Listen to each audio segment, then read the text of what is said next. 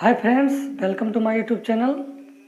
आपका हमारे YouTube channel में स्वागत है। आज इस वीडियो के माध्यम से हम क्लास 10th की कक्षा 10 की केमिस्ट्री स्टार्ट करने जा रहे हैं, जो कि पहला चैप्टर है रासायनिक अभिक्रिया एवं समीकरण। तो पहला चैप्टर स्टार्ट करते हैं। इसमें पहले समझ लेते हैं कि भौतिक परिवर्तन क्या है और रासायनिक परिवर्तन क्या है। ये जो वीडियो है 9th to 12th सभी के लिए इम्पॉर्टेंट है, क्योंकि यहाँ से केमिस्ट्री का बेसिक हम बताएंगे और शुरू से एकदम बताएंगे, सभी लोगों को समझ में आएगा। तो 9th से 12th के लिए सभी के लिए इम्पॉर्टेंट चैप्टर है ये। तो आइए पहले समझ लेते हैं कि भौतिक परिवर्तन क्या है। भौतिक परिवर्तन क्या है? भौतिक परिवर्तन वह है जिसमें कोई पदार्थ एक अवस्था से दूसरे अवस्था में जाने के बाद पुनः उस अवस्था में वापस आ सकता है। ऐसे परिवर्तन को क्या कहते हैं? भौतिक परिवर्तन कहते हैं। भौतिक परिवर्तन क्या है? वह परिवर्तन जिसमें कोई पदार्थ एक अवस्था से दूसरे अवस्था में जाए परंतु दूसरे अवस्था से पुनः उस अवस्था में वापस आ सके। ऐसे परिवर्तन को कौन सा परिवर्तन कहेंगे? भौतिक परिवर्तन कहेंगे। जैसे एग्जाम्पल के लिए देख लेते हैं, मोम का पिघलना। मोम को हम एक बार पिघला देंगे, उसके बाद पिघलाने के बाद पुनः मोम को हम क्या कर सकते हैं? बना सकते हैं। दूसरा, जल का जमना। जल को क्या करेंगे? टेम्परेचर कम कर देंगे तो क्या हो जाएगा? जल बर्फ बन जाएगा। और बर्फ को टेम्परेचर मतलब ज़्यादा बर्फ को क्या करेंगे? हीट कर देंगे तो क्या बन जाएगा? पुनः जल की अवस्था में आ जाएगा। तो लिक्विड से किस में गया? सॉलिड में गया। और सॉलिड से पुनः किस में आ गया? लिक्विड में आ सकता है। तो ऐसे परिवर्तन को कौन सा परिवर्तन कहेंगे? भौतिक परिवर्तन कहेंगे। यहाँ पर दिया हुआ बर्फ का गलना। बर्फ भी गलता है, क्या हुआ? जो गलता है तो किस में चला जाता है? लिक्विड में चला जाता है। और फिर उसको टेम्परेचर को क्या करके कम करके फिर उसको बर्फ बनाया जा सकता है। तो ऐसे परिवर्तन को कौन सा परिवर्तन कहेंगे? भौतिक परिवर्तन कहेंगे। अब आइए समझते हैं रासायनिक परिवर्तन क्या है। तो रासायनिक परिवर्तन वह है जिसमें कोई पदार्थ एक अवस्था से दूसरे अवस्था में जाने के बाद दूसरे अवस्था से पुनः उस अवस्था में जिस अवस्था में पहले से था उस अवस्था में नहीं आ सकता है। ऐसे परिवर्तन को कौन सा परिवर्तन कहेंगे? रासायनिक परिवर्तन कहेंगे। रासायनिक परिवर्तन किसे कहेंगे? कोई पदार्थ है वह एक अवस्था से दूसरे अवस्था में जाए और दूसरे अवस्था से पुनः उस अवस्था में ना लौट सके। तो ऐसे परिवर्तन को कौन सा परिवर्तन कहेंगे? रासायनिक परिवर्तन कहेंगे। जैसे दूध का फटना। जैसे दूध है, दूध फट जाएगा तो पुनः दूध को प्राप्त किया जा सकता है? नहीं प्राप्त किया जा सकता है। तो ऐसे परिवर्तन को कौन सा परिवर्तन कहेंगे? रासायनिक परिवर्तन कहेंगे। दूसरा एग्जाम्पल है जंग का लगना। लोहे में आप लोग ने देखा होगा कि लोहे में जंग लग जाता है तो लोहा क्या हो जाता है? धीरे धीरे उसका मतलब धीरे धीरे वो खराब हो जाता है। तो लोहे को पुनः उस अवस्था में नहीं ला सकते हैं जैसे पहले था। दहन प्रोसेस होता है, कोई चीज़ हम जला देंगे तो पुनः उस अवस्था में नहीं ला सकते। जैसे हम कागज़ को क्या करें? कोई कागज़ लें और उसको जला दें, जलाने के बाद वो राख हो जाएगा। क्या राख को पुनः कागज़ में परिवर्तित किया जा सकता है? नहीं किया जा सकता है। तो ऐसे परिवर्तन को कौन सा परिवर्तन कहेंगे? रासायनिक परिवर्तन कहेंगे। किंडौन प्रोसेस भी रासायनिक परिवर्तन है। दूध से दही का बनना। दूध से दही बना देंगे तो दही से पुनः दूध बनेगा? नहीं बनेगा। ऐसे प्रोसेस को कौन सा प्रोसेस कहेंगे? रासायनिक परिवर्तन कहेंगे। अब आइए नेक्स्ट टॉपिक समझते हैं। यहाँ पर चैप्टर का नाम दिया हुआ है रासायनिक अभिक्रिया एवं समीकरण। तो आइए पहले समझ लेते हैं कि रासायनिक अभिक्रिया क्या है। नेक्स्ट हेडिंग है हमारा रासायनिक अभिक्रिया। इसको मिटाते हैं।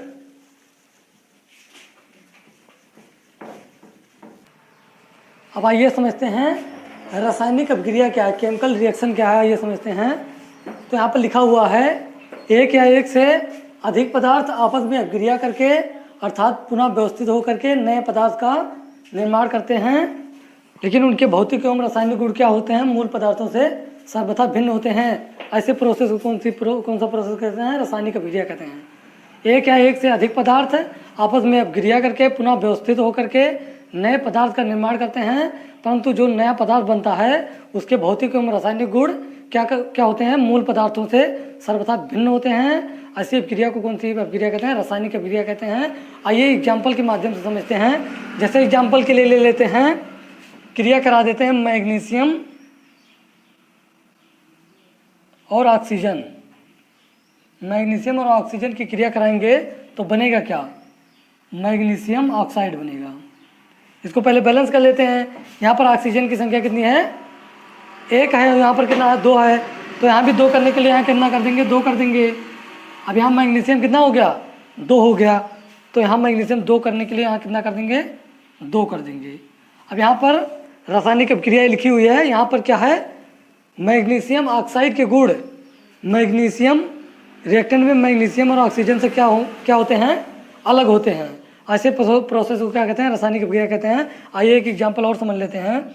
जैसे ले लेते हैं N2 + H2, N2 + H2 की क्रिया कराएंगे तो बनेगा क्या, अमोनिया। तो यहाँ पर अमोनिया के गुण N2 और H2 से क्या होंगे, अलग होंगे। तो ऐसे प्रोसेस कौन सी अभिक्रिया कहेंगे, रासायनिक अभिक्रिया कहेंगे। इसको पहले बैलेंस कर लेते हैं। यहाँ पर हमारे पास हाइड्रोजन की संख्या कितनी है, हाइड्रोजन कितना है, 3 दूना 6, जो नीचे रहता है और जो सामने रहता है इसका क्या हो जाता है, मल्टीप्लाई हो जाता है। तो यहाँ पर 2 और 3 का क्या हो जाएगा, गुणा हो जाएगा। तो 3 दूना 6, इसका मतलब हाइड्रोजन मेरे पास प्रोडक्ट में कितना है, 6 है। तो यहाँ पर 6 करने के लिए कितना से गुणा करेंगे, 3 से कर देंगे। तो यहाँ पर हमारे पास हाइड्रोजन कितना हो गया, 3 दूना 6 हो गया। और नाइट्रोजन यहाँ पर 2 है, यहाँ भी नाइट्रोजन 2 है। जो ये लेफ्ट साइड में लिखा रहता है उसको क्या कहते हैं, रिएक्टेंट कहते हैं। और जो राइट साइड में लिखा हुआ है उसको क्या कहेंगे, प्रोडक्ट कहेंगे। और जो तीर लगा हुआ है इसको क्या कहेंगे, एरो कहेंगे।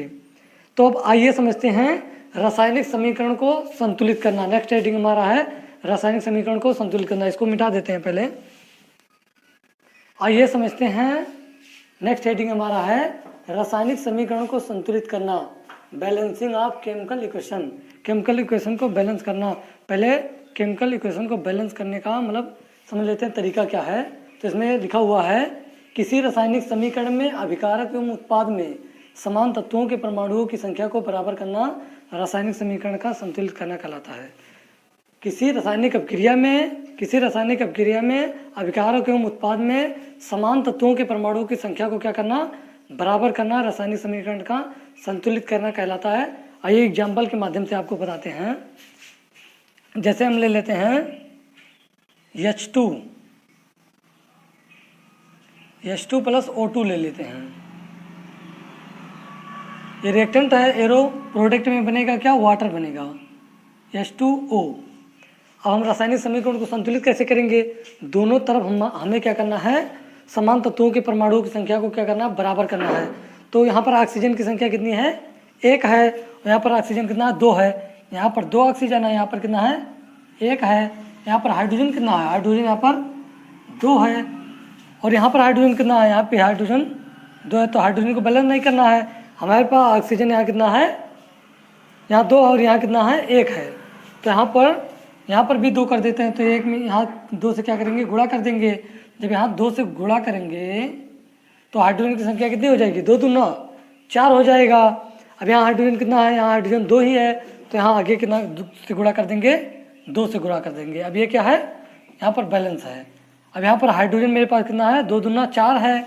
और यहाँ भी हाइड्रोजन कितना, 2 दूना 4 है। और ऑक्सीजन कितना, 2 है। और यहाँ भी ऑक्सीजन 2 से आगे जो रहता है संख्या उसका पूरे में मल्टीप्लाई हो जाता है। तो यहाँ भी ऑक्सीजन कितना है, 2 है। तो ऐसे प्रोसेस को क्या कहते हैं, रासायनिक समीकरण को संतुलित करना कहते हैं।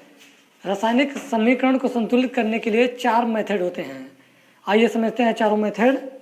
इसको मिटाते हैं पहले। आइए समझते हैं रासायनिक समीकरण को संतुलित करने के लिए 4 विधियां हैं। पहला, हीट एंड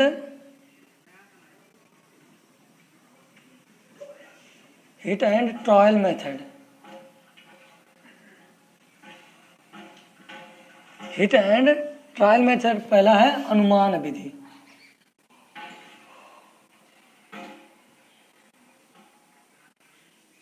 अनुमान विधि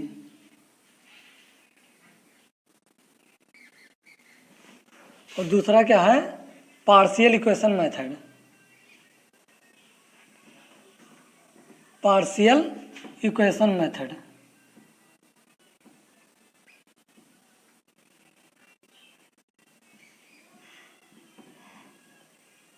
पार्शियल इक्वेशन मेथड।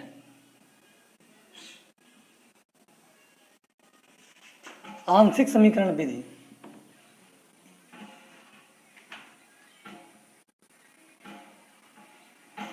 आंशिक समीकरण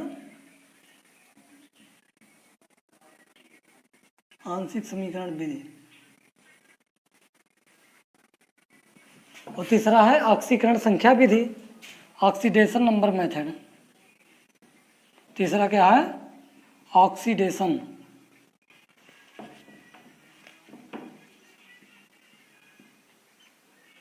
ऑक्सीडेशन नंबर मेथड।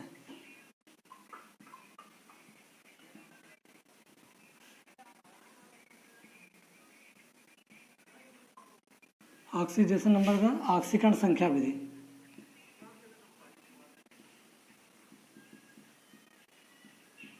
ऑक्सीकरण संख्या विधि।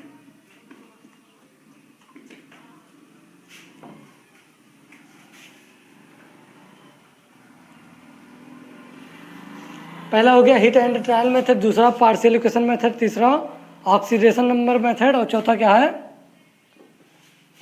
Ion electron method. चौथा क्या है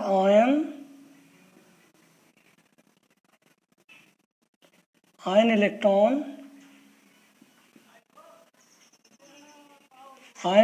मेथड।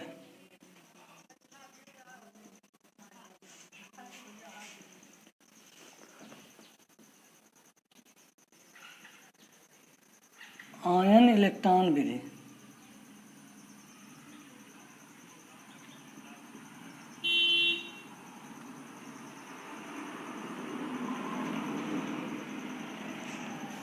समीकरण को संतुलित करने के लिए हमारे पास कितने मेथड होते हैं? 4 मेथड होते हैं। पहला हिट एंड ट्रायल मेथड अनुमान विधि, और दूसरा क्या है पार्शियल इक्वेशन मेथड आंशिक समीकरण विधि, और तीसरा क्या है ऑक्सीडेशन नंबर मेथड ऑक्सीकरण संख्या विधि, और चौथा क्या है ion electron method ion electron विधि। लेकिन हमें इस वीडियो में पढ़ना क्या है हिट एंड ट्रायल मेथड अनुमान विधि पढ़ना है, बाकी ये सब नेक्स्ट क्लास में आप पढ़ेंगे। तो आइए पहले पढ़ते हैं हिट एंड ट्रायल मेथड। बाकी को मिटा देते हैं, आप लिखने के लिए स्क्रीनशॉट ले लिया कीजिए। बाकी 3 को मिटा देते हैं और पहला समझते हैं। पहला क्या है हिट एंड ट्रायल मेथड। जैसे कोई एग्जांपल ले लेते हैं इसके लिए हम N2 + H2 ये एग्जांपल ले लेते हैं। N2 + H2 तो बनेगा क्या NH3 बनेगा।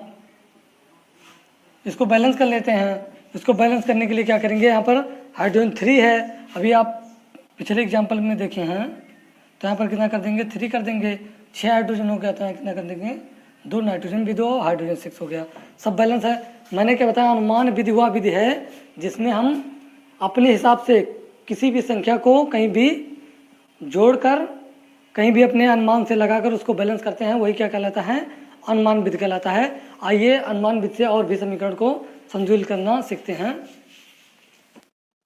अब आइए समझते हैं रासायनिक समीकरण को अनुमान विधि द्वारा संतुलित करना। यहाँ पर कुछ रिएक्शन दिए हुए हैं, इसको अनुमान विधि से हम क्या करेंगे संतुलित करेंगे।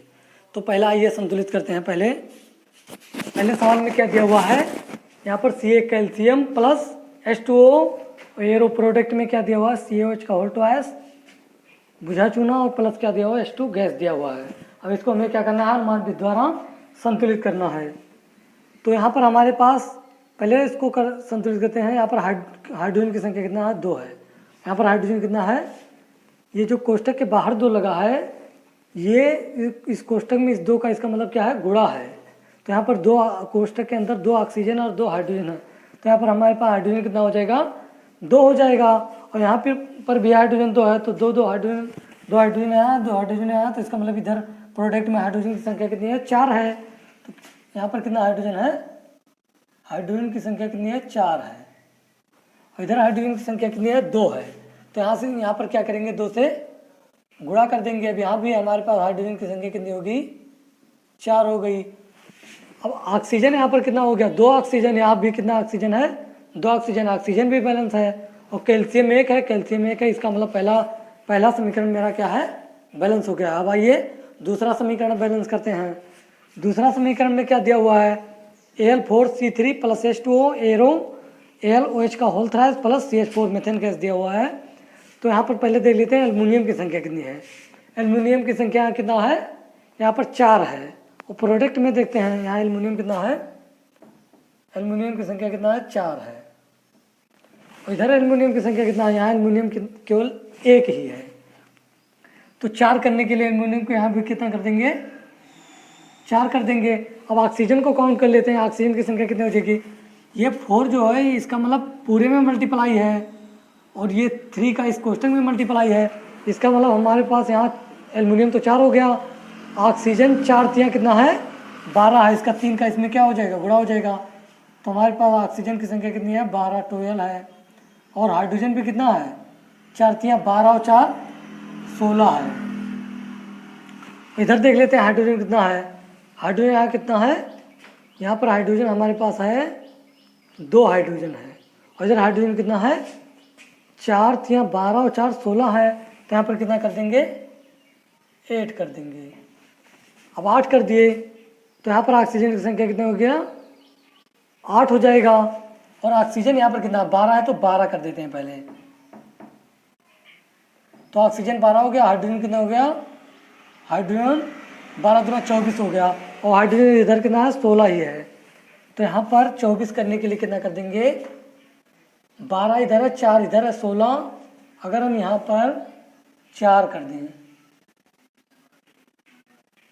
अगर यहाँ पर हम 4 कर दें तो कितना हो जाएगा हमारे पास हाइड्रोजन 4 चौक 16 हो जाएगा।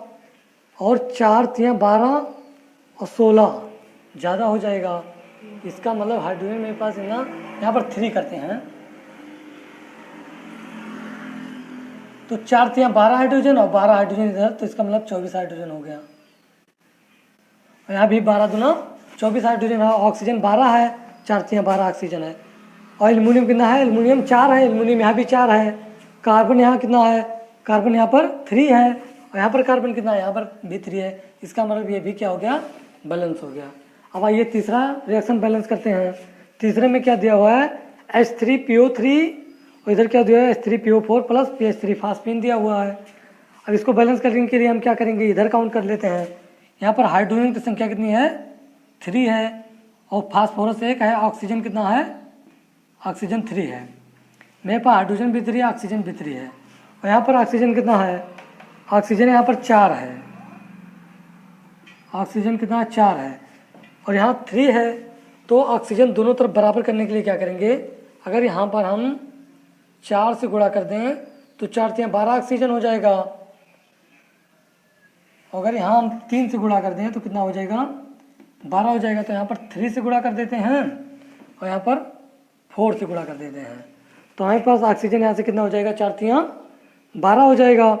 और यहाँ पर 12 हो गया और यहाँ भी 4 तियाँ 12 हो गया। तो ऑक्सीजन हमारा बैलेंस हो गया। हाइड्रोजन को देख लेते हैं। अब हाइड्रोजन यहाँ पर हमारे पास 4 तियाँ कितना हो गया 12। यहाँ पर हाइड्रोजन की संख्या कितना हो गया 12 हो गया। यहाँ हाइड्रोजन कितना 3 3 9 और 9 3 12। हाइड्रोजन दोनों तरफ क्या हो गया बैलेंस हो गया। अब फास्फोरस को देख लेते हैं। फास्फोरस यहाँ कितना है 1 है और यहाँ पर कितना है 4 है।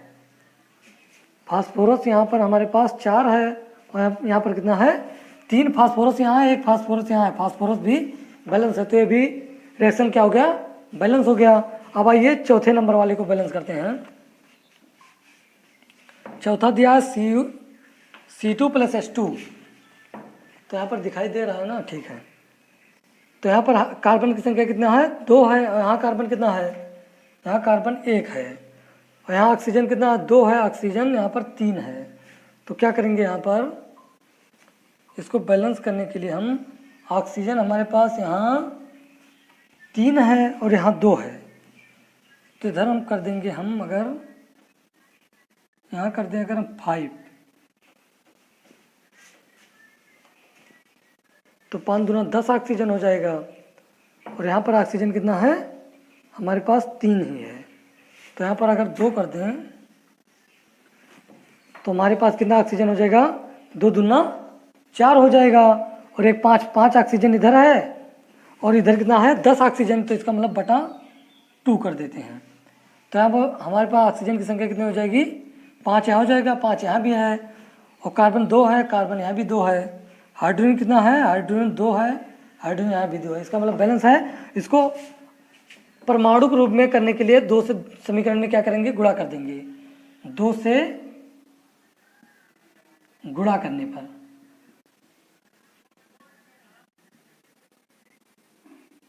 दो से गुणा कर देंगे तो क्या हो जाएगा, यहाँ से हो जाएगा 2C2H2 हो जाएगा और प्लस यहाँ पर 5/2 है। अगर 2 से इसमें गुणा कर दें हम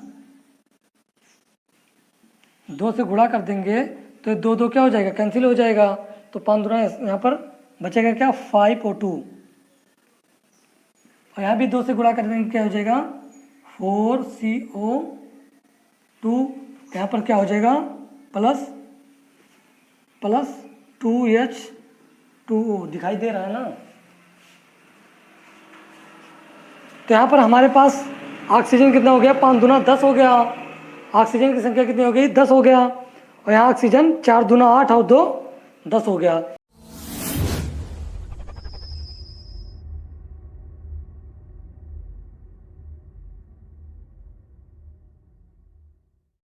हाय friends, welcome to my YouTube channel. आज इस वीडियो के माध्यम से क्लास 10th का केमिस्ट्री का पार्ट नंबर 2 आज पढ़ेंगे, जो कि हमारा पहला हेडिंग है। इसमें रासायनिक अपक्रिया की पहचान करना। पिछले पार्ट में आप लोगों ने पढ़ा था हिट एंड ट्रायल मेथड से रासायनिक समीकरण को संतुलित करना। आज इसमें सीखेंगे कि रासायनिक अपक्रिया कैसे जानेंगे कि रासायनिक अपक्रिया हो रही है। तो रासायनिक अपक्रियाओं की पहचान निम्न परीक्षणों द्वारा किया जाता है। पहला परीक्षण है अवस्था में परिवर्तन। आप लोग देखे होंगे जब कोई अपक्रिया आप कराते हैं, रिएक्टेंट में लेते हैं कुछ और, जैसे सॉलिड ले लीजिए कोई तत्व और बन के जाता है उधर प्रोडक्ट में गैस बन जाता है, तो अवस्था में परिवर्तन होता है। अगर एक अवस्था में परिवर्तन होता है तो भी हम उससे समझेंगे कि रासायनिक अपक्रिया हो रही है। सेकंड नंबर में है अगर रंग में परिवर्तन होता है, रंग में परिवर्तन होता है तो इससे भी हम जान जाएंगे कि कोई रासायनिक अपक्रिया हो रही है। और तीसरा क्या है, गैस का निकलना। अगर गैस निकल, आप लोग ने रिएक्शन में देखोगा अमोनिया गैस निकलता है, H2 गैस, N2 गैस, तमाम गैस निकलती हैं, तो उससे भी हम जानेंगे कि रासायनिक अपक्रिया क्या हो रही है। और चौथा ताप में परिवर्तन हो रहा है, तो इससे भी हम जानेंगे कि रासायनिक अपक्रिया हो रही है। और अवक्षेप का बनना, इससे भी पता चलता है कि रासायनिक अपक्रिया हो रही है। अब आइए नेक्स्ट हेडिंग पढ़ते हैं, रासायनिक अपक्रियाओं के प्रकार, types of chemical reaction. Next heading है हमारा रासायनिक अपक्रियाओं के प्रकार, टाइप्स ऑफ केमिकल रिएक्शन। रासायनिक अपक्रियाओं के प्रकार, रासायनिक अपक्रियाएं कितनी प्रकार की होती हैं। तो रासायनिक अपक्रियाएं आप लोग जानते होंगे कई प्रकार की होती हैं। और इसमें हम पढ़ेंगे पहला हेडिंग, पहला अपक्रिया संयोजन अपक्रिया। संयोजन अपक्रिया क्या होती है, आइए समझ लेते हैं संयोजन अपक्रिया क्या है। संयोजन अपक्रिया वह है जिसमें अभिकारक एक या एक से अधिक होंगे, परंतु प्रोडक्ट जो उत्पाद बनेगा वह एक ही बनेगा। ऐसी रासायनिक अपक्रियाओं को कौन सी अपक्रिया कहते हैं, संयोजन अपक्रिया कहते हैं। मतलब रिएक्टेंट 2 या 2 से अधिक होगा, परंतु प्रोडक्ट क्या बनेगा, एक ही बनेगा, तो उसको कौन सी अपक्रिया कहेंगे, संयोजन अपक्रिया कहेंगे। आइए एग्जाम्पल के माध्यम से समझते हैं। जैसे उसमें जो रिएक्टेंट होगा, R मतलब रिएक्टेंट, रिएक्टेंट एक या एक से अधिक होगा, लेकिन P मतलब प्रोडक्ट, यहाँ मैं लिखा हूँ प्रोडक्ट क्या होगा,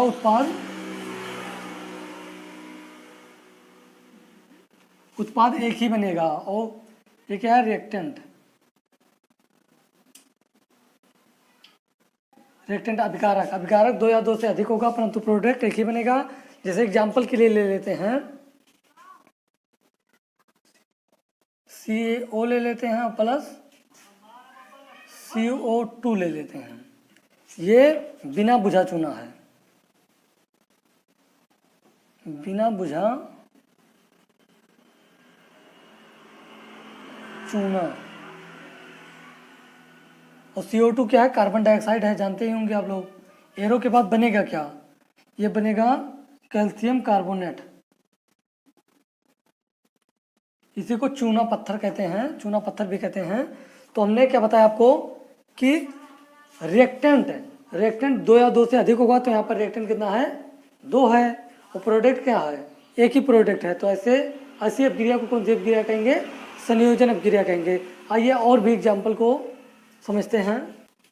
आइए संयोजन अपक्रिया के और भी एग्जाम्पल समझते हैं। यहाँ पर दिया हुआ है दूसरा एग्जाम्पल, अमोनिया गैस। यहाँ पर अमोनिया गैस है और ये क्या है, HCl हाइड्रोक्लोरिक एसिड है। और इन दोनों की अपक्रिया होगी तो बनेगा क्या, NH4Cl, अमोनियम क्लोराइड बनेगा। तो मैंने क्या देखा कि हाँ रिएक्टेंट क्या है, एक या एक से अधिक है, 2 है, परंतु प्रोडक्ट क्या बना, एक ही बना। तो कौन सी अपक्रिया है, संयोजन अपक्रिया। अब इसको भी समझ लेते हैं। यहाँ पर CO एक कार्बन मोनोऑक्साइड है, तो एक क्लोरीन गैस है, तो दोनों की क्रिया होगी तो बनेगा क्या, COCl2 बनेगा। इसी को क्या कहते हैं, कार्बोनिल क्लोराइड, इसी को कहते हैं फाजिन गैस।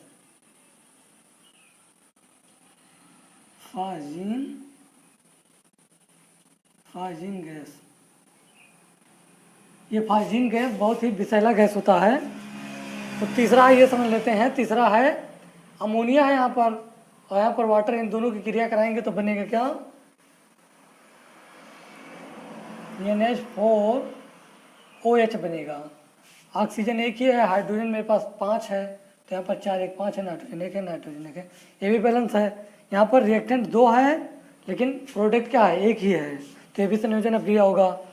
और यहाँ पर एथिलीन गैस है, ये CH2 double bond CH2 + Cl2, इसकी क्रिया कराएंगे तो बनेगा क्या, बनेगा CH2Cl, यहाँ भी बनेगा CH2Cl। आप लोग एक चीज़ याद रखिए हमेशा, अगर कहीं रिएक्टेंट में डबल बॉन्ड है और डबल बॉन्ड टूटकर प्रोडक्ट में सिंगल बॉन्ड में कन्वर्ट हो जाता है, तो कौन सी अभिक्रिया होती है, योगात्मक अभिक्रिया होती है। इसकी किसका एग्जाम्पल है, योगात्मक अभिक्रिया का।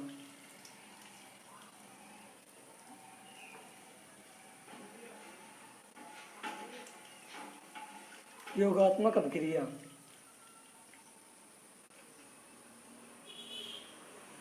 इसी को अंग्रेजी में कहते हैं addition reaction.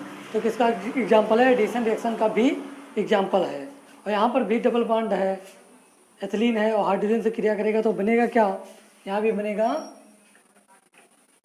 CH3, double bond था, ये भी सिंगल बॉन्ड में कन्वर्ट हो जाएगा।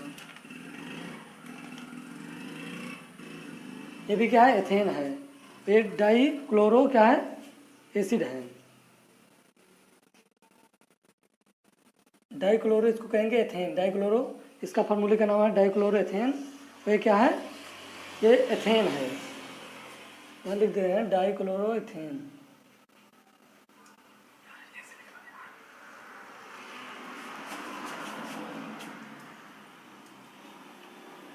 डाइक्लोरोइथेन,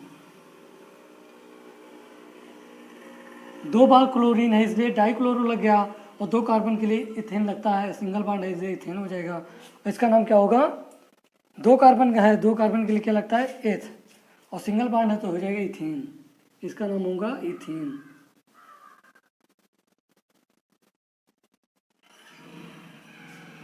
ये भी एडिशन रिएक्शन का एग्जाम्पल है। अब आइए समझते हैं, ये हो गया संयोजन अभिक्रिया। अब आइए समझते हैं वियोजन अभिक्रिया। नेक्स्ट है हमारा टॉपिक वियोजन अभिक्रिया।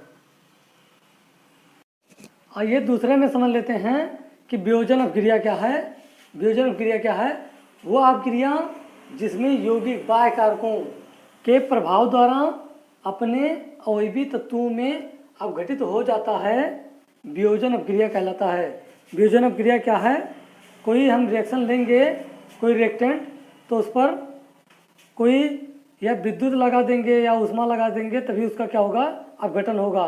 तो ऐसी अभिक्रिया को कौन सी अभिक्रिया कहेंगे, वियोजन अभिक्रिया कहेंगे। यहाँ पर दिया हुआ है, वियोजन अभिक्रियाएं ऊष्मा, प्रकाश अथवा विद्युत द्वारा संपन्न होती हैं। जब तक उस पर ऊष्मा, प्रकाश या विद्युत नहीं लगाएंगे तब तक ये अभिक्रियाएं संपन्न नहीं होंगी। वियोजन अभिक्रियाएं अनुत्क्रमणीय अभिक्रियाएं होती हैं, क्योंकि जब हम उस पर टेम्परेचर मतलब ऊष्मा या प्रकाश लगाते हैं तो अपने अवयवी तत्वों में क्या हो जाता है, अपघटित हो जाता है। अगर हम प्रकाश या विद्युत को उसमें से हटा लें तो अपना रिएक्टेंट में परिवर्तित नहीं हो पाता है। ऐसी अभिक्रियाओं को अनुत्क्रमणीय अभिक्रिया कहते हैं। इसलिए वियोजन अभिक्रियाएं क्या होती हैं, अनुत्क्रमणीय अभिक्रियाएं भी होती हैं। वियोजन अभिक्रियाएं 3 प्रकार की होती हैं, आइए समझ लेते हैं। पहला है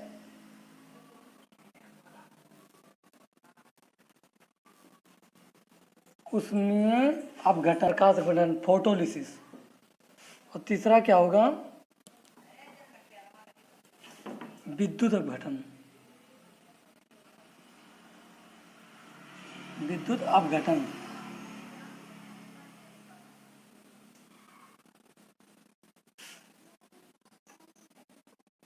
इलेक्ट्रोलिसिस।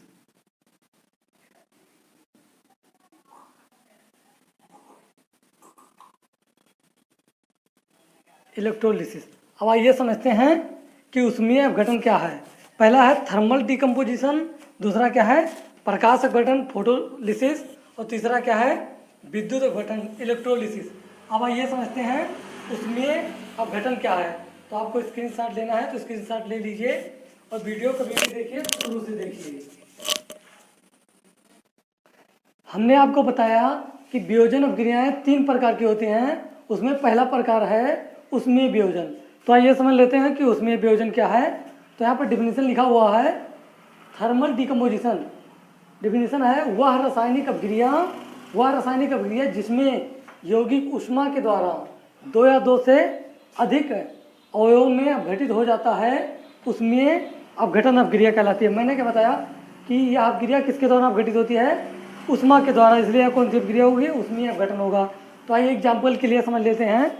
जैसे ले लेते हैं एग्जाम्पल के लिए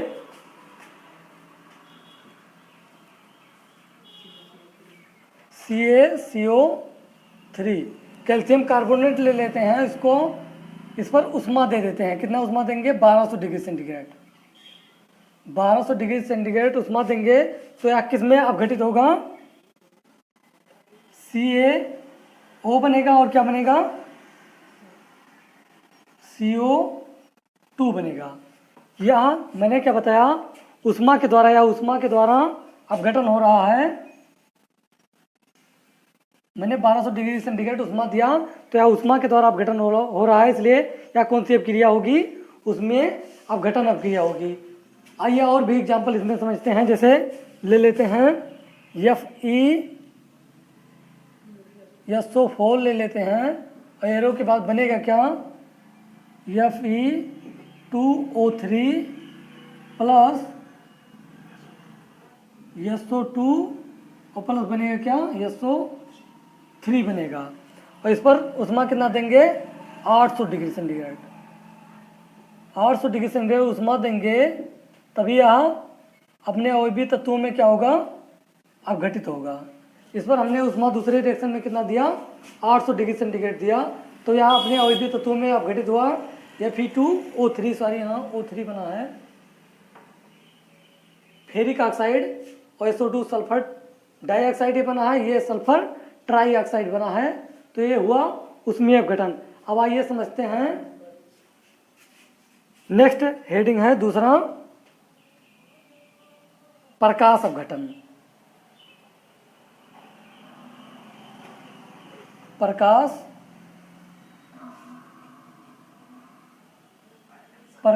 अपघटन, इसको पहले बैलेंस कर देते हैं। इसको बैलेंस करने के लिए क्या करेंगे, यहाँ पर Fe आयरन की संख्या कितनी है, यहाँ 1 है, यहाँ पर आयरन कितना है, 2 है। तो इसको बैलेंस करने के लिए क्या करेंगे, यहाँ भी 2 कर देंगे। तो यहाँ पर सल्फर, इसको बैलेंस कर देंगे, सल्फर यहाँ क्या कितना हो जाएगा, 2 हो जाएगा। तो यहाँ पर सल्फर 1, सल्फर 2 है। ऑक्सीजन 3, 2 5 और 3 8 ऑक्सीजन है। तो यहाँ 4 से गुणा होगा तो कितना ऑक्सीजन हो जाएगा, 8 ऑक्सीजन हो जाएगा। अब प्रकाश अपघटन समझते हैं, फोटोलिसिस।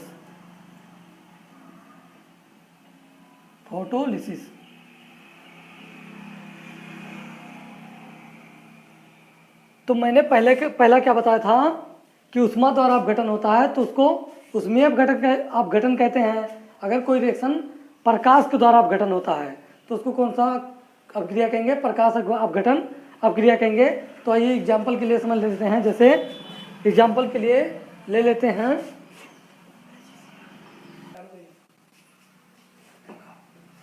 यहाँ ले लेते हैं Ag और Cl, और इसका क्या करेंगे, फोटोलिसिस कर देंगे। फोटोलिसिस सूर्य के प्रकाश को Hν मतलब फोटोलिसिस होता है, प्रकाश की उपस्थिति इसको माना जाता है। इसका मतलब इस पर प्रकाश दिया गया है। AgCl का अपघटन होगा प्रकाश के द्वारा, तो बनेगा क्या, Ag बनेगा प्लस Cl2 बनेगा। अब इसको बैलेंस कर लेते हैं। यहाँ पर Ag हमारा कितना है, 1 है, Cl2 2 है, तो 2 है यहाँ पर, तो 2 यहाँ भी कर देते हैं। तो ये बैलेंस हो गया। अब यहाँ Ag तो हो गया, तो यहाँ भी कितना कर देंगे, 2 कर देंगे। ये हुआ हमारा प्रकाश अपघटन। जो अपक्रियाएं प्रकाश के द्वारा अपघटित होती हैं उसको क्या कहते हैं, प्रकाश अपघटन। यहाँ Hν मतलब प्रकाश लगाया गया है अब आइए समझते हैं विद्युत अपघटन। यहाँ उसमें अपघटन हो गया, प्रकाश अपघटन हो गया, तीसरा पॉइंट है विद्युत अपघटन। तो आइए समझते हैं विद्युत अपघटन क्या है। वियोजन अपक्रियाएं 3 प्रकार की होती हैं, मैंने 2 बताया था, तीसरा है विद्युत अपघटन इलेक्ट्रोलिसिस। इलेक्ट्रोलिसिस क्या है? जिन रासायनिक अपक्रियाओं को विद्युत के द्वारा अपघटन कराया जाता है, विद्युत के द्वारा उसे विद्युत अपघटन अभिक्रिया कहते हैं। यहाँ पर लिखा हुआ है डिफिनीशन, वह रासायनिक अपक्रिया जिसमें यौगिक के जलीय विलयन में विद्युत धारा प्रवाहित करने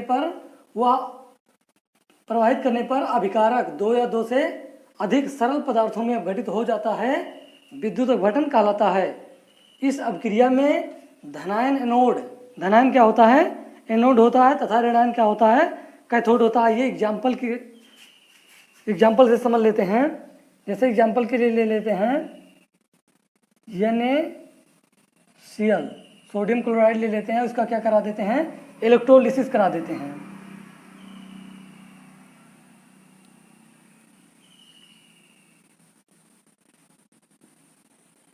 इसका क्या करा देते हैं? इलेक्ट्रोलिसिस करा देते हैं। तो बनेगा क्या? बनेगा प्रोडक्ट में Na प्लस और Cl माइनस बनेगा। यहाँ मैंने नोट में बताया है कि अपक्रिया में धनायन क्या होगा? धनायन एनोड होगा। धनायन क्या होगा? एनोड। और ऋणायन क्या होगा? कैथोड होगा।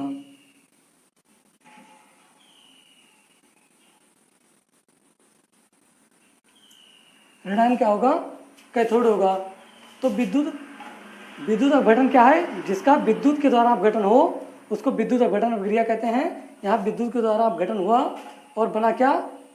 NaCl विद्युत के द्वारा अपघटित हुआ तो Na प्लस और Cl माइनस में टूटा। Na प्लस को क्या कहते हैं? एनोड कहते हैं। और यहाँ Cl माइनस को क्या कहते हैं? कैथोड कहते हैं। वीडियो आप शुरू से अंत देखिए, निश्चित है पूरा समझ में आएगा आपको। वीडियो हमने डिफिनीशन को, सभी डिफिनीशनों को यहाँ पर लिख दिया है ताकि आपको नोट्स बनाने में आसानी हो। उम्मीद करता हूँ कि वीडियो समझ में आया होगा। अगर वीडियो समझ में आता है तो लाइक, शेयर और सब्सक्राइब जरूर कीजिए। मिलते हैं नेक्स्ट वीडियो में। आज हम स्टार्ट करने जा रहे हैं क्लास 10th का केमिस्ट्री का पार्ट 3, रासायनिक अपक्रिया एवं समीकरण। इसमें नेक्स्ट हेडिंग है ऊष्माक्षेपी अपक्रिया। तो आइए समझ लेते हैं कि ऊष्माक्षेपी अपक्रिया क्या है। पहले आप ये समझिए कि आप पूरा वीडियो शुरू से अंत तक देखिए, निश्चित ही समझ में आएगा। तो पहले समझते हैं ऊष्माक्षेपी अपक्रिया क्या है। ऊष्माक्षेपी अपक्रिया समझ लेते हैं। तो ऊष्माक्षेपी अपक्रिया वह है जिसमें रिएक्टेंट के बाद जो प्रोडक्ट बनता है, प्रोडक्ट के साथ साथ ऊष्मा भी निकलती है। तो ऐसी अपक्रिया को क्या कहते हैं? ऊष्माक्षेपी अपक्रिया कहते हैं। जैसे हम रिएक्टेंट लेंगे और उसके बाद उसकी क्रिया कराएंगे तो बनेगा क्या? प्रोडक्ट। प्रोडक्ट के साथ साथ क्या निकलेगी? ऊष्मा भी निकलेगी, एनर्जी भी निकलेगी। तो ऐसी अपक्रिया को कौन सी अपक्रिया कहते हैं? ऊष्माक्षेपी अपक्रिया कहते हैं। तो आइए एग्जाम्पल के माध्यम से समझते हैं ऊष्माक्षेपी अपक्रिया को। जैसे एग्जाम्पल के लिए ले लेते हैं बिना बुझा चूना, CaO, एक किसका फार्मूला है? बिना बुझा चूना है ये। बिना बुझा चूना क्या है? बिना बुझे चूने की क्रिया जल के साथ कराएंगे तो बनेगा क्या? बुझा चूना बनेगा। वाटर से क्रिया करा देते हैं इसका, H2O, ये क्या है? जल है। जल से क्रिया कराएंगे तो बनेगा क्या?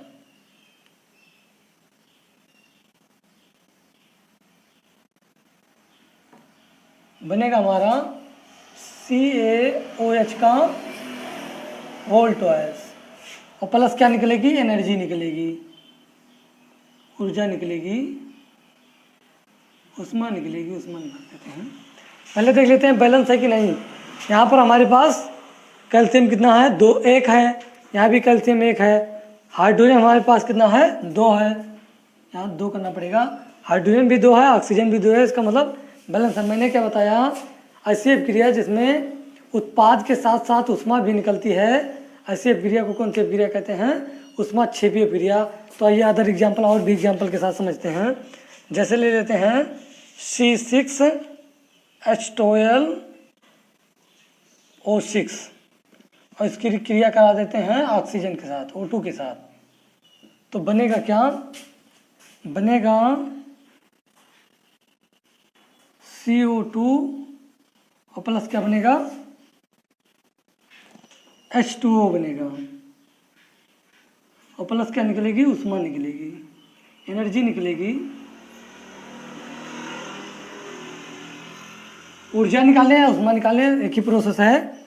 तो इसको पहले बैलेंस कर लेते हैं। यहाँ पर ऑक्सीजन हमारे पास कितना है, 6 और 2 8 ऑक्सीजन है। और इधर कितना ऑक्सीजन है, इधर हमारे पास ऑक्सीजन 3 ही है।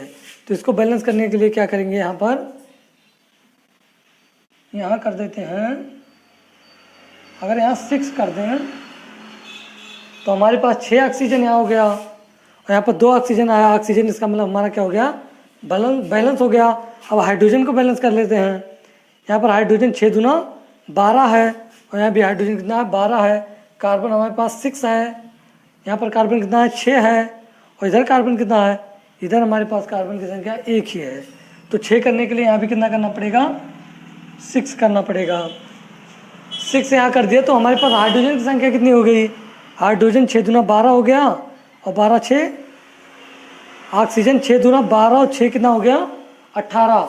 ऑक्सीजन की संख्या 18 होगी। और इधर कितना है, इधर हमारे पास 6 2 8 है।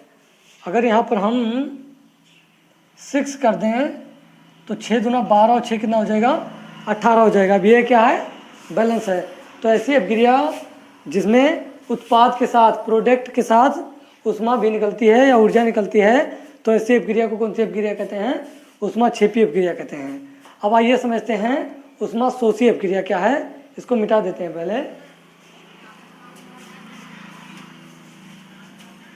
आइए समझते हैं कि उष्मा शोषी अपक्रिया क्या है।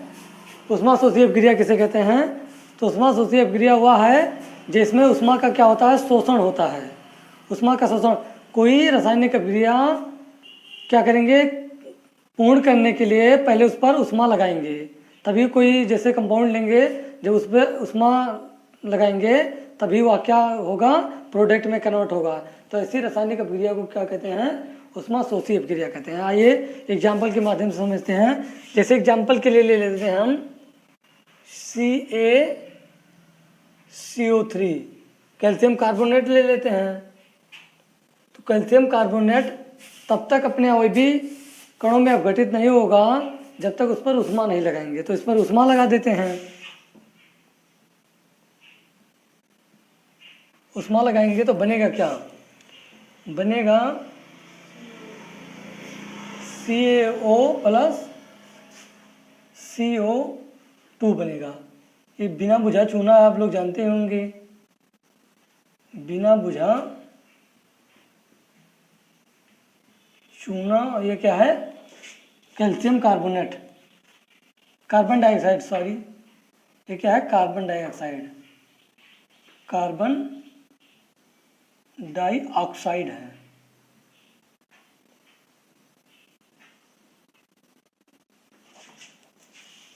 ये क्या है, कार्बन डाइऑक्साइड है। तो आपने देखा कि हम कोई कंपाउंड लिए, उस पर जब तक उष्मा नहीं लगाए तब तक वो अपने अवयवी तत्व में अपघटित नहीं हुआ।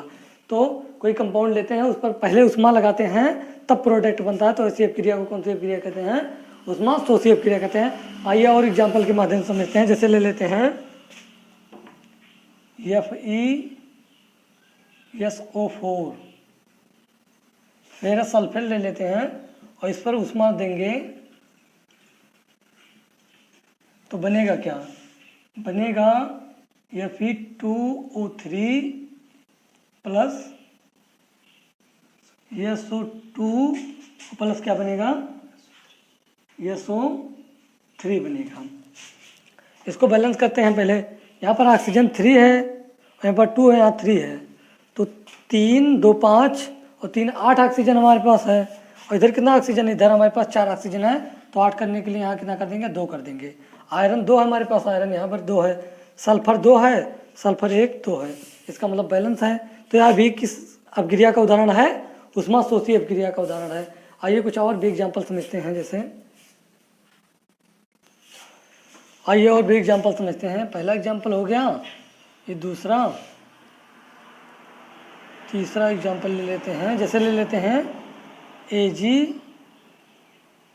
AgCl2 ले लेते हैं, AgCl लेते हैं और बनेगा क्या, Ag बनेगा और प्लस Cl2 बनेगा। और इसको बैलेंस करने के लिए क्या करेंगे, यहाँ पर क्लोरीन कितना है, 2 है, तो यहाँ भी कितना कर देंगे, 2 करने के लिए 2 कर देंगे। तो Ag भी 2 हो गया, तो यहाँ भी कितना कर देंगे, 2 कर देंगे। और इस पर उष्मा देंगे तभी यह क्रिया होगी। तो इस पर दे देते हैं H, लाइट पर का सूर्य का प्रकाश लगा देंगे तभी ये अपक्रिया होगी। तो ऐसी अपक्रियाओं को कौन सी अपक्रिया कहते हैं, ऊष्माक्षेपी अपक्रिया कहते हैं। अब आइए समझते हैं ऑक्सीकरण संख्या क्या है, ऑक्सीकरण अपक्रिया क्या है, अपचयन अपक्रिया क्या है और रेडॉक्स अपक्रिया क्या है। तो पहले हेडिंग है ऑक्सीकरण अपक्रिया। आइए समझ लेते हैं कि ऑक्सीकरण अपक्रिया क्या है। ऑक्सीडेशन रिएक्शन, ऑक्सीकरण अपक्रिया को उपचयन अपक्रिया भी कहते हैं, उपचयन अपक्रिया।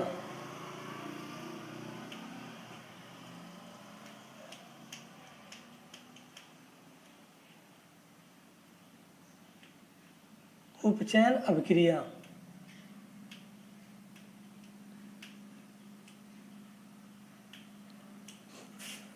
तो ऑक्सीकरण अपक्रिया या उपचयन अपक्रिया वह है जिसमें ऑक्सीजन की वृद्धि होती है और हाइड्रोजन का क्या होता है, लॉस होता है। गेन ऑफ ऑक्सीजन और लॉस ऑफ हाइड्रोजन होता है। तो ऐसी अपक्रिया को कौन सी अपक्रिया कहते हैं, ऑक्सीकरण अपक्रिया। जिन अपक्रियाओं में क्या होगी, रिएक्टेंट टू प्रोडक्ट, ऑक्सीजन का क्या होगा, ऑक्सीजन की वृद्धि होगी और हाइड्रोजन की क्या होगी, कमी होगी। तो ऐसी रासायनिक अपक्रिया को कौन सी अपक्रिया कहते हैं, ऑक्सीकरण अपक्रिया। आइए एग्जाम्पल के माध्यम से समझ लेते हैं। जैसे यहाँ ले लेते हैं यक्स, यहाँ क्या होगा, ऑक्सीजन का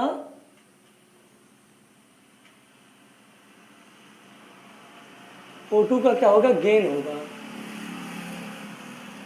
गेन। ऑक्सीजन का क्या होगा, ऑक्सीजन की वृद्धि होगी। ऑक्सीजन की क्या होगी, वृद्धि होगी। और हाइड्रोजन का क्या होगा, लॉस होगा।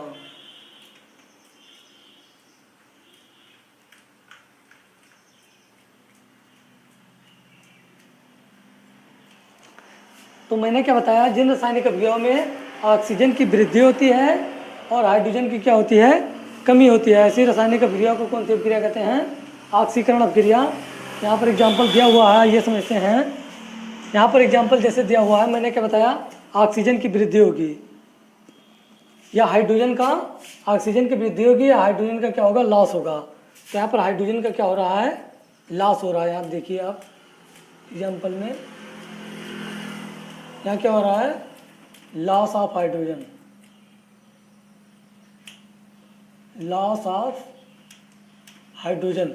यहाँ पर H2 था तो हाइड्रोजन क्या हो गया, सल्फर से क्या हो गया, हाइड्रोजन निकल गया, तो लॉस हो रहा है हाइड्रोजन का कि नहीं, तो लॉस हाइड्रोजन का होगा। तो कौन सी अपक्रिया होगी, ऑक्सीकरण अपक्रिया होगी।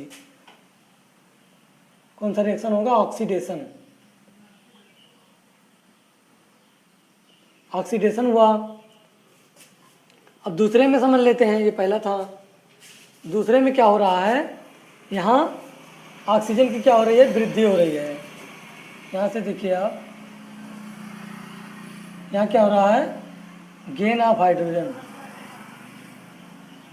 गेन ऑफ ऑक्सीजन हो रहा है, गेन ऑफ ऑक्सीजन।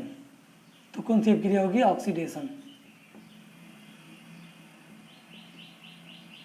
ये भी कौन सी अपक्रिया होगी, ऑक्सीकरण अपक्रिया, क्योंकि ऑक्सीजन का क्या हो रहा है, वृद्धि हो रहा है।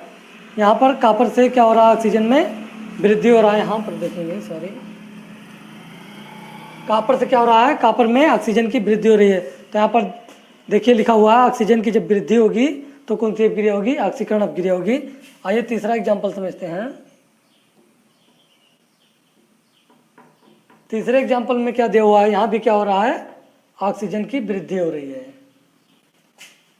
ऑक्सीजन की वृद्धि,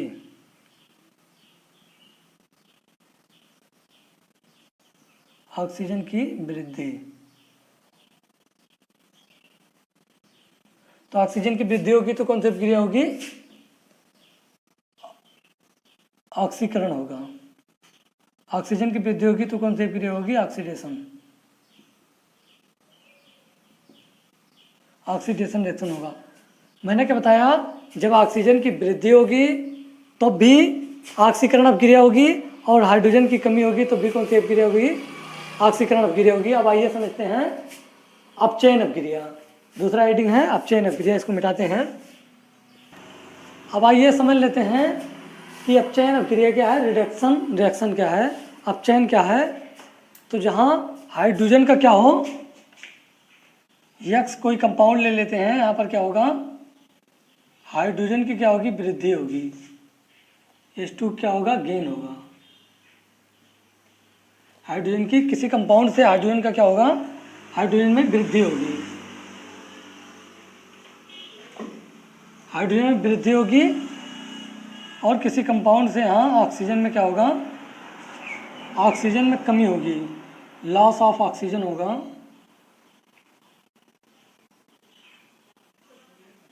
ऑक्सीजन में क्या होगी? कमी होगी।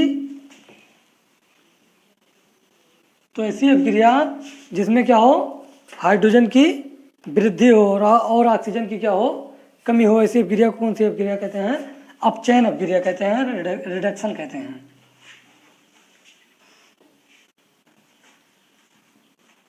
रिडक्शन, अपचयन।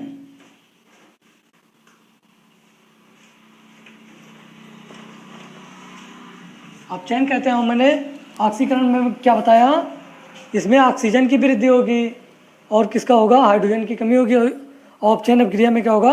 हाइड्रोजन की वृद्धि होगी और ऑक्सीजन की कमी होगी। से उल्टे हैं उसके। तो ये किसके लिए था? ऑक्सीकरण संख्या के लिए था।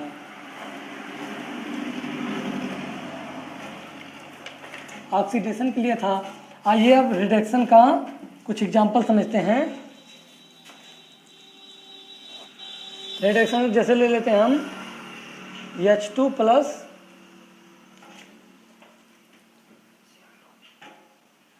H2 प्लस ले लेते हैं Cl2, और इसकी क्रिया कराते हैं सूर्य की उपस्थिति में। सूर्य के प्रकाश की उपस्थिति में H क्या देते हैं? लाइट देते हैं। तो बनेगा क्या? बनेगा HCl। इसको बैलेंस करने के लिए यहाँ 2 हाइड्रोजन है, यहाँ भी 2 क्लोरीन है, तो दोनों जगह। तो यहाँ कितना कर देंगे? 2 कर देंगे। तो अब यहाँ कितना हो गया? हाइड्रोजन भी 2 हो गया और क्लोरीन भी 2 हो गया है। अब इसको कैसे हम जानेंगे कि ये अपचयन अपक्रिया है? तो यहाँ पर क्या हो रहा है, किसी तत्व से हाइड्रोजन की क्या हो रही है? वृद्धि हो रही है। यहाँ क्लोरीन में हाइड्रोजन की क्या हो रही है? वृद्धि हो रही है। गेन ऑफ हाइड्रोजन,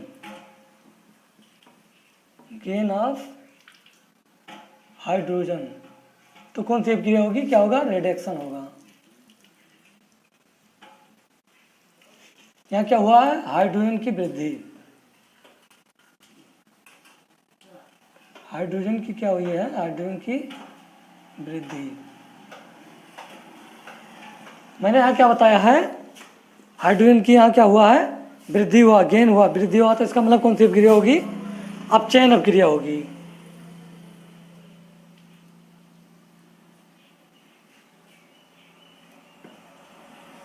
आइए और भी एग्जाम्पल समझते हैं। दूसरा ले लेते हैं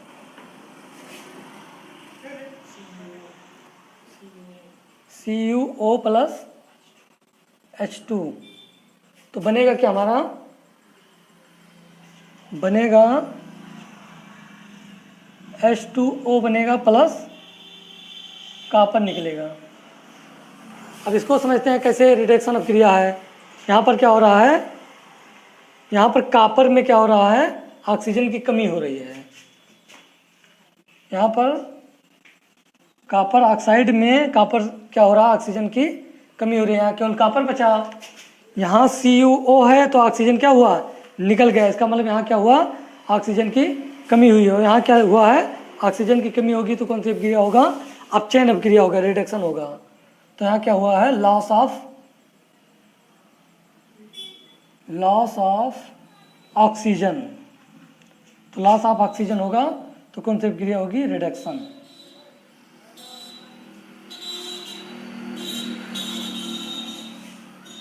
मैंने क्या बताया, अगर ऑक्सीजन की वृद्धि होगी और हाइड्रोजन की कमी होगी तो उसे ऑक्सीकरण अभिक्रिया कहेंगे। और उसके अपोजिट है, यदि हाइड्रोजन की वृद्धि हो किसी अभिक्रिया में और ऑक्सीजन की क्या हो, कमी हो, तो कौन सी अभिक्रिया होगी, अपचयन अभिक्रिया होगी। अब आइए समझते हैं ऑक्सीडेशन एंड रिडक्शन।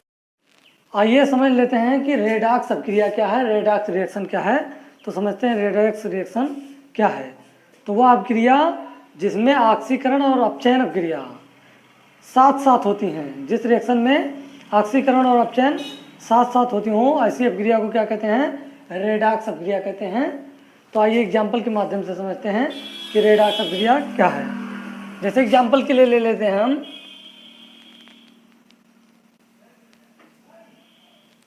H2 ले लेते हैं, hydrogen sulphide plus Cl2 chlorine की क्रिया कराएंगे तो बनेगा क्या, बनेगा HCl और प्लस क्या बनेगा, यस बनेगा। HCl क्या बनेगा, HCl और प्लस यस बनेगा। अब इसको बैलेंस कर लेते हैं। बैलेंस करने के लिए क्या करेंगे, यहाँ पर हमारे पास कितना क्लोरीन है, एक क्लोरीन है, यहाँ 2 है, तो यहाँ कितना कर देंगे, 2 कर देंगे। और यहाँ पर सल्फर 1 है तो सल्फर 1 ही है, हाइड्रोजन 2 है तो यहाँ भी हाइड्रोजन 2, इसका मतलब बैलेंस है। तो आइए समझते हैं कि कैसे इसमें ऑक्सीकरण और अपचयन होगा। तो यहाँ पर क्या हो रहा है, आप लोग जानते होंगे, जब ऑक्सीजन की वृद्धि होगी तो क्या होगा, ऑक्सीजन की वृद्धि होगी तो ऑक्सीकरण होगा, और हाइड्रोजन की कमी होगी तो क्या होगा, तब भी ऑक्सीकरण होगा। अगर हाइड्रोजन की वृद्धि होती है किसी यौगिक से तो यहाँ क्या होगा, अपचयन होगा, और ऑक्सीजन की कमी होगी तो क्या होगा, तब भी अपचयन होगा। तो आइए यहाँ देखते हैं H2S से यस में क्या हो रहा है, यहाँ हाइड्रोजन की क्या हो रही है, कमी हो रही है, loss of hydrogen, loss of H2 हो रहा है। तो लॉस ऑफ हाइड्रोजन की कमी होगी, हाइड्रोजन की कमी कहाँ हो रही है, हाइड्रोजन की कमी यहाँ हो रही है, तो इसका मतलब ये कौन सी अभिक्रिया होगी, ऑक्सीकरण होगा। क्या होगा, ऑक्सीडेशन।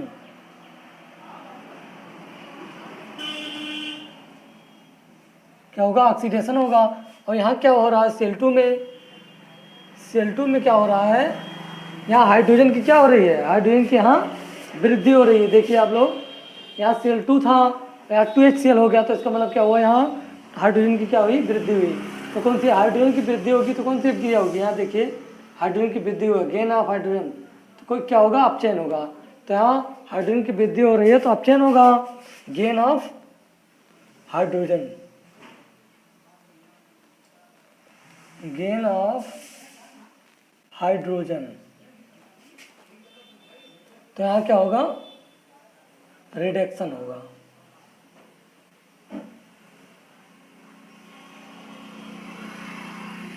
तो मैंने बताया कि जिन रासायनिक अभिक्रियाओं में ऑक्सीकरण और अपचयन दोनों अभिक्रियाएं साथ साथ होती हों, ऐसी अभिक्रिया को कौन सी अभिक्रिया कहेंगे, रेडॉक्स अभिक्रिया कहेंगे।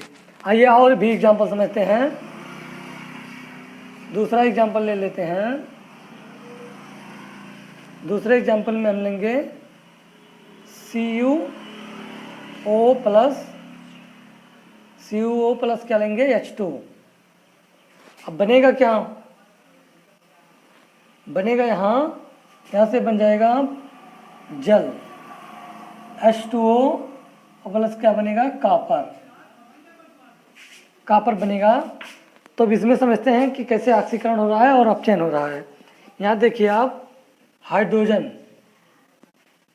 को, यहाँ पर हाइड्रोजन का क्या हो रहा है, यहाँ पर ऑक्सीजन की हाइड्रोजन में क्या हो रही है, वृद्धि हो रही है। तो यहाँ क्या हुआ, गेन ऑफ, ऑक्सीजन की वृद्धि हो रही है तो गेन ऑफ क्या होगा, ऑक्सीजन होगा, गेन ऑफ ऑक्सीजन।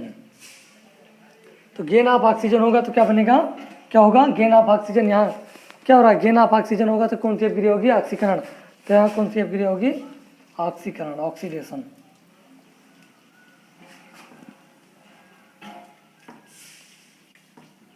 ऑक्सीडेशन होगा। और यहाँ क्या हो रहा है,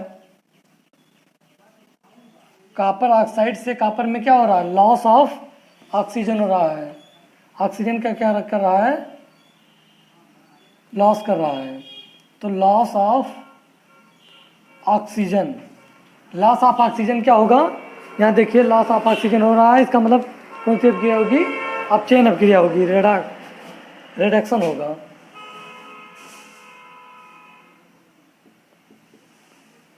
यहाँ भी क्या होगा, रिडक्शन होगा। आइए और भी एग्जाम्पल समझते हैं। जैसे एग्जाम्पल के लिए ले लेते हैं हम PbO ले लेते हैं प्लस, PbO ले लेते हैं प्लस क्या लेंगे,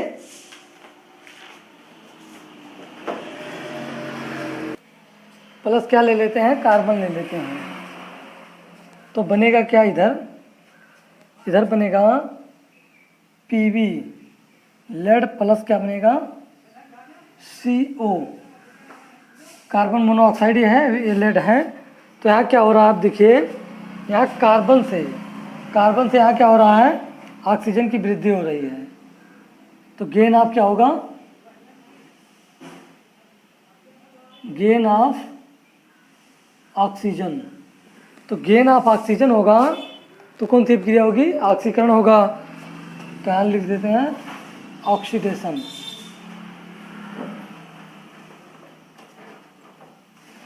ऑक्सीडेशन हो जाएगा।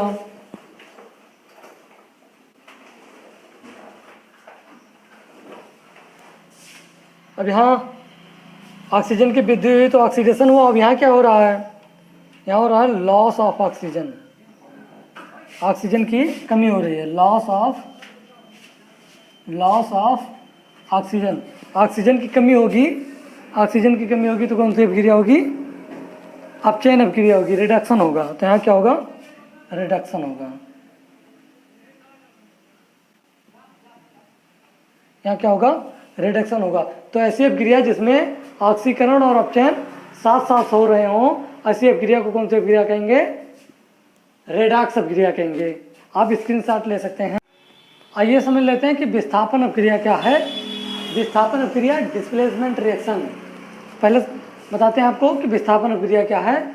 विस्थापन अपक्रिया वह है जिसमें अधिक सक्रिय धातु अपने से कम सक्रिय धातु को क्या करता है, विस्थापित कर देता है, या अधिक क्रियाशील तत्व अपने से कम क्रियाशील तत्व को क्या करता है, विस्थापित कर देता है। ऐसी अपक्रिया को कौन सी अपक्रिया कहते हैं, विस्थापन अपक्रिया कहते हैं। आइए एग्जाम्पल के माध्यम से समझते हैं विस्थापन अपक्रिया को। जैसे यहाँ पर लिए हैं Fe iron plus copper sulphate villain. तो यहाँ पर क्या करेगा, आयरन कॉपर को क्या करेगा, विस्थापित कर देगा। यहाँ देखिए आयरन का स्थान कॉपर से क्या है, ऊपर है, तो ये आयरन क्या करेगा, कॉपर को उसके यौगिक से क्या करेगा, विस्थापित कर देगा। तो यहाँ से हो जाएगा FeSO4 प्लस क्या हो जाएगा, Cu। तो यहाँ पर क्या है, आयरन धातु कॉपर को क्या किया है, कॉपर सल्फेट विलेन से कॉपर को क्या कर दिया है, विस्थापित कर दिया है। तो ऐसी अपक्रिया को क्या कहते हैं, विस्थापन अपक्रिया कहते हैं। आइए और एग्जाम्पल, पहले इसको समझ लेते हैं कि सक्रियता श्रेणी क्या है। यहाँ पर सक्रियता श्रेणी दी हुई है, ये धातुओं की घटती हुई सक्रियता, रासायनिक सक्रियता है। जो सबसे ऊपर है, जो तत्व, जो धातु है वह क्या है, सबसे ज़्यादा सक्रिय है। जैसे जैसे नीचे आएंगे उसकी सक्रियता क्या होती जाएगी, घटती जाएगी। यहाँ पर लिथियम सबसे सक्रिय धातु है, उससे कम है पोटेशियम, उससे कम बेरियम, उससे कम strontium, calcium, sodium, magnesium, aluminium, manganese, zinc, chromium, iron, cadmium, cobalt, nickel, tin, lead, hydrogen, copper, Hg, Ag, Pt और Au। सबसे कम सक्रिय धातु कौन सा है, सोना है, Au। आइए और भी एग्जाम्पल के माध्यम से समझते हैं। जैसे एग्जाम्पल के लिए ले लेते हैं Zn, जिंक धातु ले लेते हैं और उसकी क्रिया भी कॉपर सल्फेट से करा देते हैं, CuSO4, इसका नाम है जिंक। यह जिंक और ये क्या है, कॉपर सल्फेट।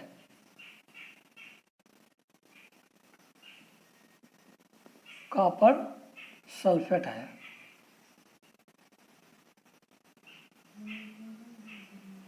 तो जिंक की अभिक्रिया कॉपर सल्फेट से कराएंगे तो क्या करेगा, यहाँ पर कौन सा धातु ऊपर है, कौन सा ज़्यादा सक्रिय है। तो आइए देख लेते हैं कि जिंक ज़्यादा सक्रिय धातु है कि कॉपर है। तो जिंक कहाँ है, जिंक यहाँ पर है और कॉपर कहाँ है, यहाँ पर है। तो ऊपर कौन है, जिंक है, सबसे ज़्यादा सक्रिय क्या है, जिंक है। तो जिंक क्या करेगा, कॉपर को उसके यौगिक से क्या करेगा, विस्थापित कर देगा, उसका स्थान स्वयं ग्रहण कर लेगा। तो यहाँ से क्या हो जाएगा, जब जिंक कॉपर को हटाएगा तो इसकी जगह पर जिंक चला जाएगा। यहाँ से हो जाएगा Zn4 हो जाएगा, प्लस क्या बचेगा, कॉपर Cu। तो ऐसी अभिक्रिया को कौन सी अभिक्रिया कहेंगे, विस्थापन अभिक्रिया कहेंगे। आइए और भी एग्जाम्पल को समझते हैं, जैसे यहाँ पर दिया हुआ है Pb लेड और यहाँ पर दिया है कॉपर क्लोराइड,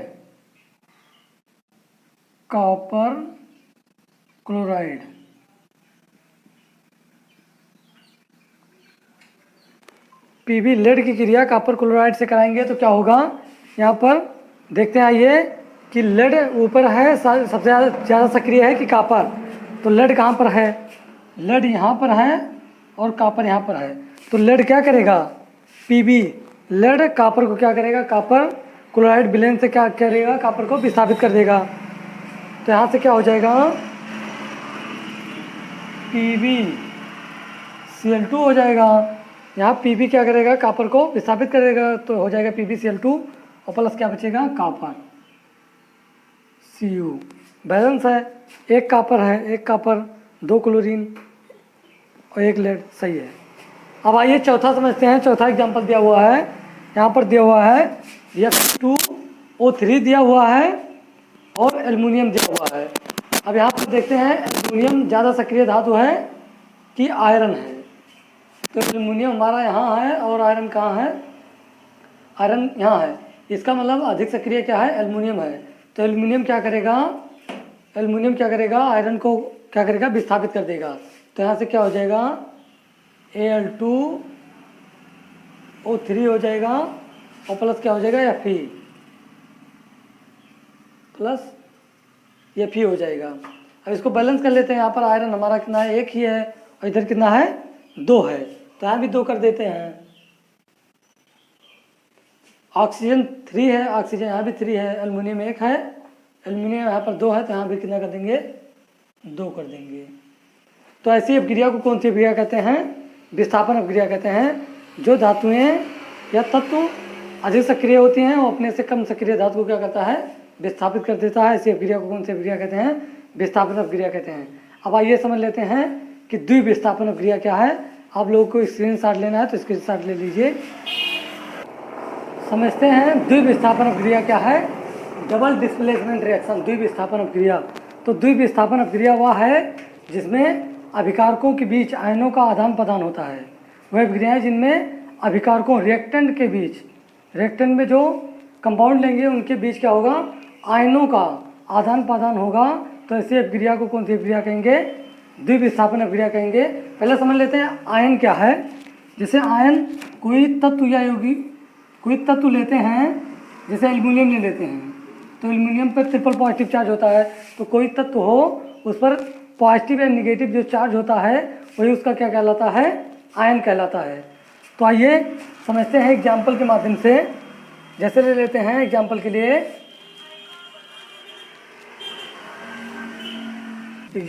लेते हैं सोडियम सल्फेट Na2SO4 ले लेते हैं। सोडियम सल्फेट है और बेरियम क्लोराइड ले लेते हैं, बेरियम क्लोराइड BaCl2 क्या ले लेते हैं, बेरिलियम क्लोराइड ले लेते हैं, बेरियम क्लोराइड। अब इनमें पहले जान लेते हैं किस तत्व पर कितना आयन है। तो सोडियम सोडियम पे कितना आयन होता है, 1 आयन होता है। तो सोडियम 1 पॉजिटिव होता है। SO4 आप लोग जानते होंगे उस पर डबल निगेटिव होता है। तो SO4 क्या हो जाएगा, डबल निगेटिव हो जाएगा। और बेरियम पर भी क्या होता है, डबल पॉजिटिव होता है। और क्लोरीन पे 1 निगेटिव होता है, 1 निगेटिव होता है। अब यहाँ लिखा हुआ है वह रासायनिक अभिक्रियाएं जिनमें अभिकारकों के बीच आयनों का क्या होता है, आदान प्रदान होता है। तो इनमें क्या होगा, आयनों का एक्सचेंज होगा, आदान प्रदान होगा। जैसे यहाँ पर सेम आयन को एक तरफ लेते हैं तो यहाँ से क्या हो जाएगा, SO4 यहाँ डबल निगेटिव है और यहाँ Ba क्या है, डबल पॉजिटिव है, तो क्या बन जाएगा VaSO4 बन जाएगा। और बचा क्या, Na सिंगल पॉजिटिव चार्ज है, यहाँ पर सिंगल निगेटिव चार्ज है, तो ये दोनों एक हो जाएगा। तो यहाँ से क्या हो जाएगा NaCl, क्या बनेगा NaCl बनेगा। अब इसको बैलेंस कर लेते हैं। बैलेंस करने के लिए क्या करेंगे, यहाँ पर सोडियम की संख्या कितना 2 है और यहाँ पर कितना है, यहाँ पर 1 है, तो यहाँ पर कितना कर देंगे 2 कर देंगे। तो यहाँ पर क्लोरीन कितना हो गया, यहाँ पर क्लोरीन की संख्या 2 हो गई, यहाँ 2 है। बेरियम सिंगल है, बेरियम सिंगल है, SO4 सिंगल है, SO4 सिंगल है। तो इस रिएक्शन में हुआ क्या, आयनों का आदान प्रदान हुआ। यहाँ पर बेरियम का आयन सल्फेट के साथ जुड़ गया और सोडियम का आयन क्लोरीन के साथ जुड़ गया। तो इसमें क्या हुआ, आयनों का आदान प्रदान हुआ। तो जिन रासायनिक अभिक्रियाओं में आयनों का आदान प्रदान होता है तो ऐसी रासायनिक अभिक्रियाओं को कौन सी अभिक्रिया कहते हैं, द्विविस्थापन अभिक्रिया कहते हैं। उम्मीद करते हैं कि वीडियो आपको समझ में आया होगा। अगर वीडियो समझ में आता है तो लाइक कीजिए, शेयर कीजिए और सब्सक्राइब कीजिए। मिलते हैं नेक्स्ट वीडियो में, तब तक के लिए धन्यवाद।